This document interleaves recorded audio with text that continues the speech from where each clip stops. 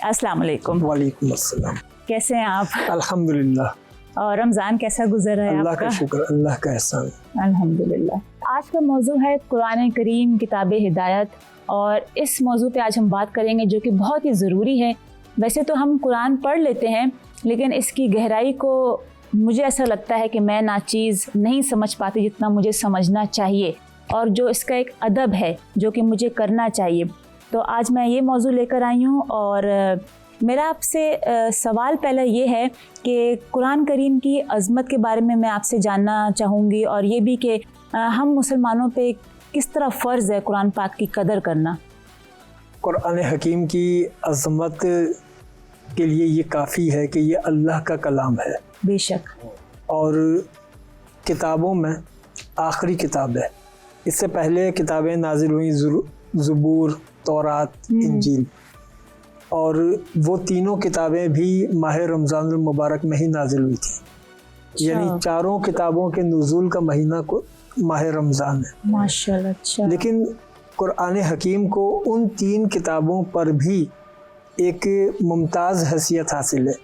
यानी ये कि ज़बूर, तौरात और इंजील, उनमें वक्त के साथ साथ तहरीफ होती रही, असल सेहत के साथ वो महफूज ना रही किताबें।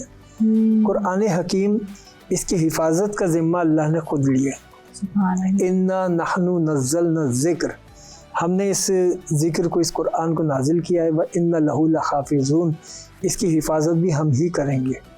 पिछली किताबों की हिफाजत की जिम्मेदारी अल्लाह ने यूँ ना ली कि अगर पिछली किताबों में कोई तहरीफ हो जाए तो अगली किताब में उसकी फिर तजदीद हो सकती है। यानी अगर किसी किताब में कोई रद्द बदल हो गया तो अल्लाह ताला फिर एक किताब नाजिल करेगा और अपनी तालीमात की फिर तजदीद कर देगा।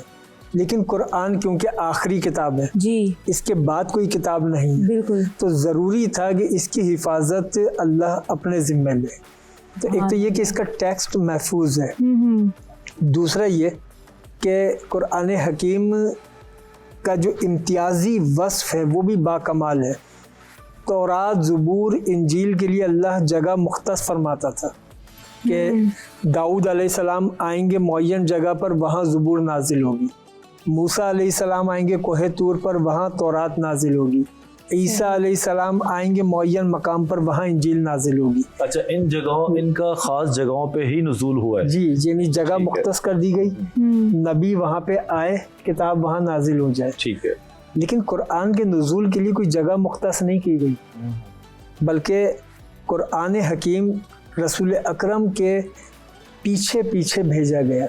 यानी रसूल अकरम अगर मक्के में है तो कुरान मक्के में आ रहा है। अच्छा, रसूल अकरम मदीने में है तो कुरान मदीने में नाजिल हो रहा है। हुजूर अगर घर में है तो कुरान घर में आ रहा है, मस्जिद में है तो मस्जिद में आ रहा है। फिर कुरान हकीम के बाद कोई किताब नहीं है, तो इसकी अज़मतों में एक अज़मत ये भी है कि ज़रूरी है कि क़यामत तक के हर मसले के हल के लिए ये किताब काफ़ी है। वाह। क्योंकि ये तो इलॉजिकल बात हो जाएगी कि इसके बाद कोई किताब भी नहीं है, बिल्कुल, और क़यामत तक के मसाइल का हल भी इसमें नहीं है। सही बात। तो या तो इसके बाद कोई किताब होती, कोई किताब नहीं है इसके बाद, तो क़यामत तक का हर मसला वो इस किताब से हल हो सकता है। इस किताब का कमाल यह है कि वो मसाइल जो अभी अगले ज़मानों में आएंगे उनका हल भी इसमें मौजूद है। क्योंकि कुरान हकीम एक ऐसी किताब है कि जो हर दौर के तकाज़ों को पूरी करती है। बिल्कुल। यानी जब इसको 1400 साल पहले अहले अरब ने पढ़ा तो इन्होंने, इस किताब ने उनकी माशरती अक़दार को बुलंद किया, और यही कुरान जब इस ज़माने में पढ़ा जाएगा तो ये कुरान इस ज़माने के तकाज़े पूरे करता हुआ नज़र आएगा। कुरान ऐसी ही कोई किताब नहीं कि जो हमें सिर्फ नमाज, रोज़ा, ज़कात, हज, कुरान इंसान के शऊर की गिरहों को खोलने वाली किताब है। यानी आप अंदाज़ा लगाइए कि पहली सूरत, पहली आयत अल्हम्दुलिल्लाहि रब्बिल आलमीन, तमाम हम्द सल्लाह के लिए जो आलमीन का रब है। यानी उस ज़माने में, अब से 1400 साल पहले, लोग ज़मीन के अलावा किसी सितारे सैयारे से वाकिफ़ नहीं थे। بالکل اس زمانے میں اللہ اپنا تعارف عالمین کے ذریعے کروا رہا ہے. کیا بات. سبحان تو اللہ. اتنا ذہن کی گرہوں کو یہ کتاب کھولتی ہے. مطلب جب لوگوں کو یہ بھی نہیں پتا تھا کہ اس سے اور بھی دنیا ہے, جی. اور جب بھی اللہ تعالیٰ نے اپنے آپ کو یہ بات قرآن شریف میں بتائی, اس وقت یہ بتایا کہ تمام عالمین کا رب ہے, جبکہ عالمین کا تصور اس وقت موجود نہیں تھا. صحیح بات. پھر قرآن کا ایک کمال یہ ہے کہ قرآن حکیم اپنی بات کو مسلط نہیں کرتا. قرآن حکیم سوچنے کے لیے راستہ ہموار کرتا ہے. مثلا یہ جیسے سورہ ملک میں ہے, اولم یروا الی الطیر, کیا تم نے آسمان پہ اڑتے ہوئے پرندے کو نہیں دیکھا؟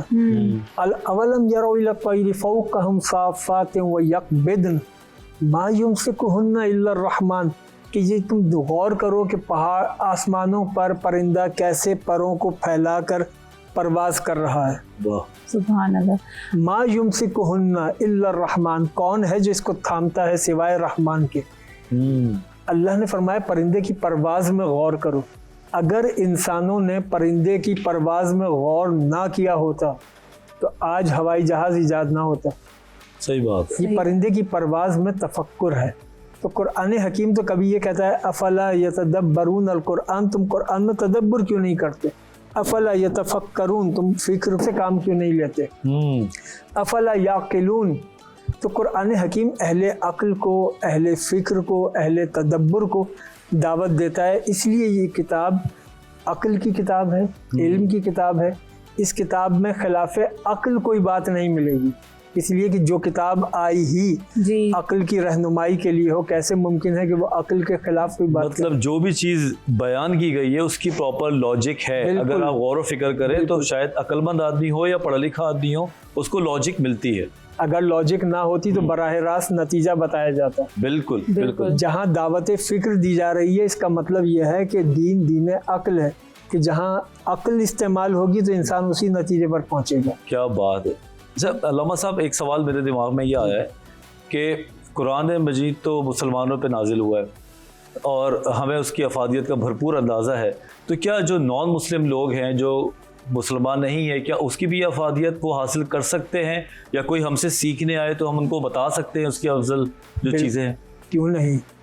قرآن کتاب ہدایت ہے, اور ایک جانب تو بالکل آغاز میں ہی سورہ بقرہ کے ذالک الکتاب لا ریب فیہ, یہ وہ کتاب ہے جس میں کوئی امکان خطا نہیں ہے.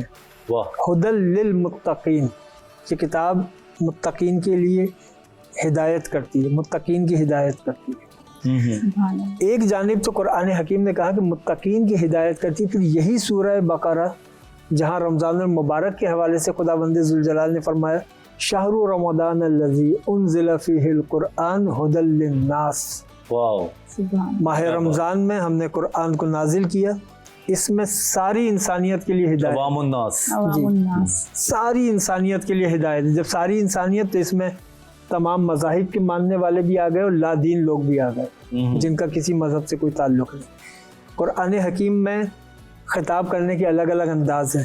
کہیں یا ایھا الذین آمنوا کہہ کر خطاب کیا جاتا ہے, کہیں یا ایھا الناس کہہ کر خطاب کیا جاتا ہے. تو جتنی آیات یا ایھا الناس کے ساتھ ہیں اس کا جو مضمون ہے وہ بھی پوری انسانیت کے لیے ہے. مثال کے طور پر سورہ حجرات میں خداوند ذوالجلال نے فرمایا یا ایھا الناس انا خلقناکم من ذکر و انثی وجعلناکم شعوبا وقبائل لتعارفوا ان اکرمکم عند اللہ اتقاکم.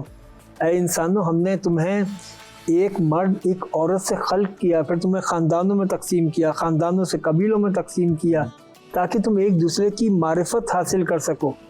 لیکن اللہ کے نزدیک عزت والا وہ ہے جو صاحب تقویٰ ہے.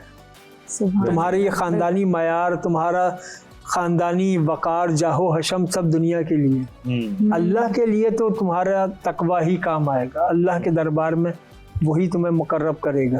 تو قرآن انسانیت کی بھی ہدایت کرتا ہے. قرآن حکیم میں 1.25 لاکھ سے زیادہ انبیاء ہیں, لیکن قرآن حکیم میں آپ غور کریں گے کہ آدم علیہ السلام کا ذکر, حضرت ابراہیم, حضرت موسیٰ, حضرت عیسیٰ, ان انبیاء کا تذکرہ تواتر کے ساتھ ہے. باقی انبیاء کا ذکر اس تفصیل کے ساتھ نہیں. بالکل, بہت خوبصورت بات چل رہی ہے. اور دل چاہتا ہے کہ سنتے رہو, لیکن ہمارے پاس ایک چھوٹا سا بریک ہے, تو ہم بالکل ایک چھوٹے سے بریک پہ گئے اور پھر واپس آتے ہیں. Stay with us.